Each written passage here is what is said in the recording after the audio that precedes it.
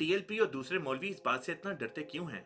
जब मैं पिछली वीडियोस में ये साबित कर आया हूँ कि आखिरी जमाने में मसीह इब्ने मरियम की आमद से मुराद दर हकीकत मसीही रोल की आमद मुराद है, यानी इस उम्मत का कोई मुजद्दिद होगा जो इब्ने मरियम का रोल इस उम्मत में अदा करेगा। इस बात पर मौलवी हजरात कहते हैं कि कुरान में ये कहाँ लिखा है कि मसीही रोल भी कोई चीज है। प्यारे दोस्तों, उम्मत में बुजुर्गान का हमेशा एक ग्रोह ये अकीदा रखता आया है, ये कोई नई बात तो नहीं।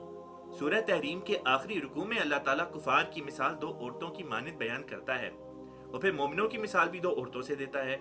आला दर्जे के मोमिन की मिसाल हजरत मरियम से देकर फरमाता है कि जब मोमिन मर्द तकवा के मरियमी मकाम पर हो तो फिर अल्लाह का फजल उस मोमिन मर्द में एक नई रूह फूंक देता है जिससे वो मसीही मकाम पर आ जाता है।